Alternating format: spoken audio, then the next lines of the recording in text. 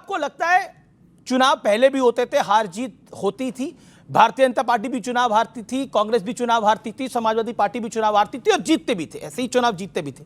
लेकिन ऐसा लगता है आप भी 2019 का लोकसभा चुनाव हारे, उसके बाद 2022 का विधानसभा हारे, उससे पहले 2014 2017 में चुनाव हारे, लेकिन आपने कमबैक करा 2024 में, आपने स्ट्रैटेजी को रिवर्क किया, आप पीडीए लेकर आए और पीडीए ने डिलीवर करा समाजवादी पार्टी के लिए उत्तर प्रदेश में तो खास तौर पर। लेकिन क्या आपको लगता है कि बाकी विपक्षी दल ये मानने को तैयार नहीं है? ममता बनर्जी भी दमखम के साथ लड़ रही है और उन्होंने कहीं ना कहीं बीजेपी के रथ को रोका है बंगाल के अंदर, लेकिन कांग्रेस इसको मानने को तैयार नहीं है, उद्धव ठाकरे इसको मानने को तैयार नहीं है। क्या लगता है आपको इसीलिए बीजेपी बार बार जीत रही है कि अपनी गलतियों से ऑपोजिशन की कई पार्टियां सीखती नहीं है? 20-20 घंटे मेहनत करके माननीय मोदी जी ने और अमित शाह जी ने जिस तरह महाराष्ट्र की 3 पार्टियों को निपटाया है, किसी को ईडी का डर दिखा के, किसी को भ्रष्टाचार का डर दिखा के, चक्की पीसिंग दौड़ दौड़ के आ गई, विधायक खरीद के पार्टियां तोड़ी, अपराधियों तक का इस्तेमाल किया, फिर चुनाव आयोग। अब इस देश में ये बात चर्चा लायक नहीं रह गई है कि बीजेपी चुनाव में बेईमानी करती है और चुनाव आयोग उसकी मदद करता है, क्योंकि जिस चीज़ के प्रमाण हो जाते हैं फिर उसकी चर्चा की जरूरत ही नहीं रहती। अब कोई हमें सवाल पूछने की जरूरत नहीं है, ये प्रमाणित तथ्य है। जो चंडीगढ़ के चुनाव में प्रमाणित हुआ, जो रिटर्निंग ऑफिसर था वो कैमरा के सामने बैलेट पेपर में निशान बना के बीजेपी को लाभ पहुंचा रहा था। अगर सुप्रीम कोर्ट हस्तक्षेप नहीं करता तो चंडीगढ़ का मेयर बीजेपी का बन गया था। महाराष्ट्र में 66 लोग निर्विरोध चुनवा दिए चुनाव आयोग ने बीजेपी की मदद करने के लिए। 66 लोग स्थानीय निकाय में निर्विरोध चुने गए हैं, जिनमें 43 बीजेपी के, 19 शिवसेना शिंदे के और 2 एनसीपी अजित के। बाकी पार्टियों का एक भी नहीं। अगर महाराष्ट्र के लोग इतने अच्छे थे कि वो निर्विरोध तय कर रहे थे तो एक आध विपक्ष का भी तो हो जाता। इससे साफ जाहिर है चुनाव प्रभावित किए जा रहे हैं, चुनाव में धांधली की जा रही है, चुनाव आयोग आंखें मूंदे हुए बैठा है। इस देश में लोकतंत्र खतरे में है, लोकतंत्र बचाने के लिए जनता को सड़कों पर उतरना पड़ेगा। यह चुनाव इस बात का प्रमाण है। ओके गौरव भाटिया, जवाब इस बात का कि लोकतंत्र खतरे में है। वैसे बंगाल के अंदर भी निर्विरोध चुने गए थे कई सारे, ममता बनर्जी की बात ही आपको याद नहीं आई? ओके बोलिए। सबसे पहले इन्होंने कहा सीबीआई और ईडी का डर दिखा के चुनाव जीत रहे हैं, सबसे पहले ये कहा।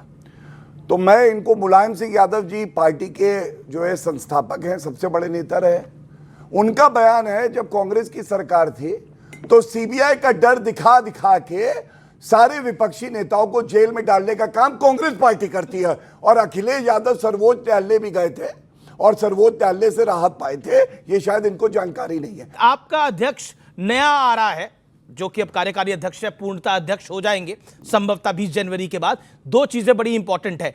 क्या आपको लगता है कि आप ये एक बड़ा पॉलिसी शिफ्ट कर रहे हैं भारतीय जनता पार्टी में? मैं एक छोटा सवाल जोड़ दूं, हाँ, चुनाव क्यों नहीं हुआ भाई? हाँ बिल्कुल, आलोक जी का भी सवाल है। चुनाव की ही प्रक्रिया चल रही है। अब अगर कांग्रेस पार्टी देखना नहीं चाहती तो क्या कर सकते हैं? कुछ नहीं कर सकते। आप फॉलो करिए, चुनाव हो रहा है। पर प्रस्तावक अगर मोदी जी बन जाएंगे, अमित शाह बन जाएंगे, राजनाथ जी बन जाएंगे तो सामने खड़ा कौन होगा? सुनिए, अब मैं अपनी बात रख लूं। अगर हाँ बोलिए। अब बिल्कुल आपने कहा, देखिए यहाँ हमारे भाई बहन बैठे हैं, हर कोई देख रहा है कि ये भाजपा में ही संभव है कि एक जमीनी कार्यकर्ता मेहनत करके प्रधानमंत्री भी बने और अध्यक्ष भी बने। लेकिन समाजवादी पार्टी में राष्ट्रीय अध्यक्ष मुलायम सिंह यादव जी थे, प्रदेश अध्यक्ष और मुख्यमंत्री अखिलेश यादव थे, डिप्टी सीएम का दर्जा शिवपाल यादव के पास था और राज्यसभा में नेता राम गोपाल यादव थे। अक्षय यादव जो है वो जो है क्या कहते हैं एमपी थे, घर के सारे सदस्य एमपी थे। आप कहां जाना चाहेंगे? आप बताइए, ऐसी पार्टी में जहां मेहनत की कदर होती हो। दूसरी बात, इन्होंने कहा कि इलेक्शन कमीशन, बीच में ना बोलिए प्लीज।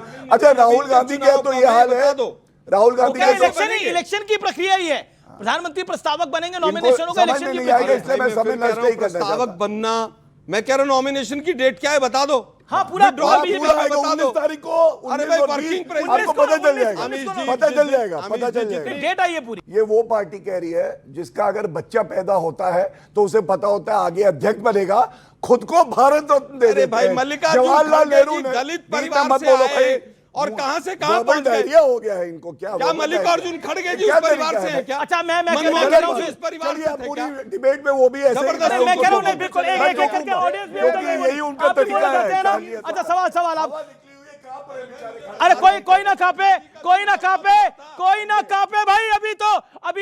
अभी तो ये नतीजे आए हैं, अभी बहुत कुछ होगा। अभी अगर ये नतीजे देखकर राजकुमार भाटी, एक बात तो है, आपके दिल की धड़कनें भी बढ़ी हुई हैं, कहीं उत्तर प्रदेश पे खेल ना हो जाए इस बार।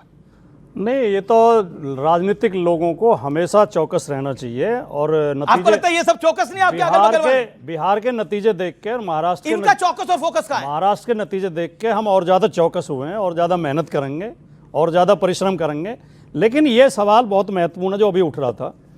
अभी बीजेपी के प्रवक्ता कह रहे थे, पहला तो मैंने जब कहा कि बीजेपी सीबीआई से डराती है, ईडी से डराती है, तो उन्होंने जवाब दे दिया कि कांग्रेस भी तो डराती थी। मैंने कहा ही नहीं भी, मैंने कहा आपकी पार्टी को डराया था। अच्छा, ये नहीं बोलूं कहा मैं? भी। अब बोलूं? अगर आप गलत बोलेंगे तो सही बोलूं? नहीं है। बोलूं? मैंने ये भी बोला?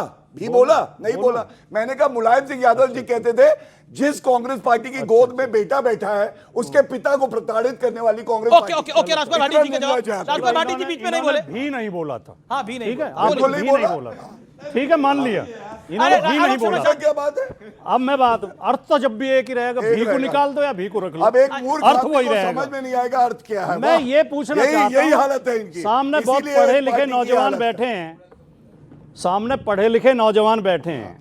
मैं ये पूछना चाहता हूं, ईमानदारी से बताओ, अगर सतबीर नाम का व्यक्ति चोरी करते पकड़ा जाए तो उसका ये तर्क चल जाएगा कि मनबीर ने भी तो चोरी की थी, अभी भाई बलबीर ने भी तो ऐसा चोरी की तर्क है। थी, सुखबीर ने भी तो चोरी की नहीं, थी। ये बात ये हुई तर्क नहीं। चल जाएगा क्या? चोर को तो चोरी की सजा मिलनी चाहिए, चाहे किसी ने भी की थी। चोरी गलत है। एक इन्होंने ये कहा, अखिलेश यादव अध्यक्ष थे, शिवपाल यादव महासचिव थे, रामगोपाल यादव राज्यसभा में, मुलायम सिंह यादव मुख्यमंत्री थे। उस समय समाजवादी पार्टी में ही होते थे जब ये सारी चीजें। उस समय समाजवादी पार्टी में होते थे। इन्हें जब खराब नहीं लगा, जब ये पैर छूते थे उनके सबके, उन सबके पैर छूते थे। बिल्कुल, मुलायम जैसे सिंह ही जी सरकार के, बदली, अखिलेश भाई के नहीं। इन्हें वो Sorry, खराब लगने लगे। वो बड़े हैं, उनके पैर छूता था और कोई मुझे इसमें गम नहीं। मैं भी कर सकता हूँ ये तो। चलिए, बात ठीक है। कहने दो यार ये हमें। हालत है। अरे आज ये हालत है। ये नहीं ये हिंदुओं के खिलाफ बोलना क्या करेंगे? चलिए राजकुमार भाटी, ये जब मुझे नहीं बोलना दे रहे, नहीं आपको आप भी- रुकिए, चलिए मैं अब थोड़ा सुनिए। सा ही तो खराब अभी बोल रहा हूं। आप सब लोग- ऐसे करेंगे। ओके, मैं इनसे थोड़ा ही खराब बोल रहा हूँ, ज्यादा नहीं। हाँ ठीक है, हाँ बराबरी कर रहे हैं आप भी। ओके, हाँ, चलिए। मैं बिल्कुल शांत अभी रहता हूँ जब सुनिए। ये बोलते अब हैं। आप गौरव भाटिया को मौका दीजिए ना। अब सुनिए। आपने कई हमले करे शर्त जवाब। ये कि आगे मेरे बीच में नहीं बोलेंगे, वरना मैं अड़े अड़े करूंगा। अभी ये देखो, पैर कौन पकड़ रहा था? एक रेपिस्ट। ये क्या हो गया? ये रेपिस्ट, ये रेप करके पैर पकड़ रहा है। गलत गलत। बोलिए गौरव, बोलिए। समाजवादी पार्टी को समाजवादी पार्टी इनको तो नहीं पता, आप बता दो भाई। शांत देखिए। नहीं नड्डा जी के खिलाफ हाल देख किसने लीजिए। नॉमिनेशन अरे मारा? एक आदमी होगा। ठीक मतलब है, आप साबित करने की कोशिश कर रहे हैं कि बीजेपी में परिवारवाद है, कांग्रेस में परिवारवाद नहीं है। ये बात नहीं सिद्ध हो पाएगी। ये गलत डायरेक्शन में आप लोग जा रहे हैं। ओके ओके, एक सेकंड, उनका जवाब तो आने दीजिए ना। ये अन्याय अब आप लोग कर रहे हैं। नहीं अब आप